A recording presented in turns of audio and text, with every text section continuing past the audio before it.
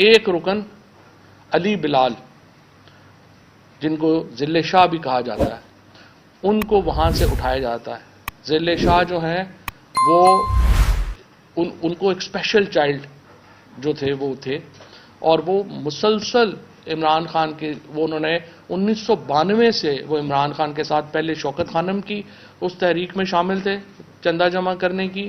اس کے بعد جب تحریک انصاف بنی تو وہ ہمارا ایک بالکل جان کا ٹکڑا تھا, ہمارے ایک جسم کا حصہ تھا تحریک انصاف کے. ہر ایونٹ میں وہ شامل تھا, ہر جگہ وہ شامل تھا. وہ یہاں پر بھی مسلسل شامل تھا. اس کو پہلے لاٹھیاں ماری جاتی ہیں, اس کے بعد اس کی ایک ویڈیو منظر عام پہ آتی ہے جس کو پنجاب حکومت کہتی ہے یہ پرانی ویڈیو ہے.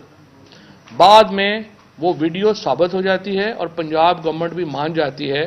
اس میں کئی جو میڈیا ہاؤسز ہیں میں ان کا شکریہ ادا کرنا چاہتا ہوں, ہمارے جو صحافی دوست ہیں ان کا شکریہ ادا کرنا چاہتا ہوں جنہوں نے اس ویڈیو کی جو اتھینٹسٹی تھی, جو اس ویڈیو کی سچائی تھی وہ بیان کرنے میں ہمارا جو حق کا ساتھ دیا اور بتایا کہ کس طرح ذل شاہ کو کسٹڈی میں لیا گیا.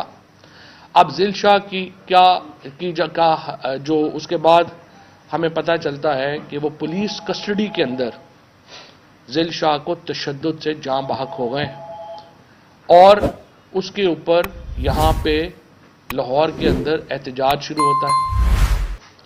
اس کے بعد کیا ہوتا ہے؟ سب سے پہلا سٹیپ گورنمنٹ یہ کرتی ہے کہ یہ کہتی ہے کہ یہ قتل ہوا ہے اور یہ قتل عمران خان, فواد چودھری, فاروق حبیب, حماد اظہر اور دیگر لوگوں نے کروایا ہے.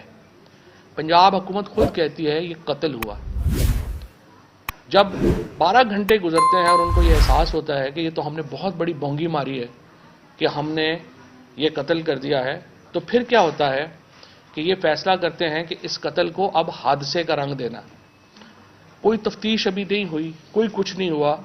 محسن نقوی کی پریس کانفرنس کے فوراً بعد مریم نواز کی ایک آڈیو لیک آپ کے سامنے آتی ہے. 2 دن پہلے کی یہ آڈیو لیک ہے. کوئی تفتیش اس وقت نہیں ہوئی, کوئی اس وقت تک جو ہے وہ آئی جی جو ہے وہ ہاسپٹل کا چکر بھی اس نے نہیں لگایا. اور مریم نواز کہہ رہی ہیں کہ انکل اگر آپ مناسب سمجھیں تو اس کو ہمدردی تو میں کر دوں لیکن ساتھ یہ بھی کہہ دوں نا کہ یہ حادثہ ہوا ہے اور ہم نے اینگل دینا ہے, اس کو حادثے کا اینگل دینا ہے.